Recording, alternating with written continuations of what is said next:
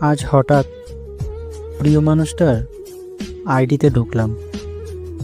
আইডিতে ঢুকেই দেখলাম যে আইডিটা নষ্ট করে দিয়েছে নাকি। ফেসবুক থেকে আমায় ব্লক করে দিয়েছে, আমি জানি না, কিন্তু পুরনো সেই মেসেজগুলো ছিল। আমিও সেই মেসেজগুলো পড়তে শুরু করলাম। তখন রাত 11টা বাজে। মেসেজগুলো পড়তেই পড়তে দুটি চোখে জল বেরিয়ে গেল।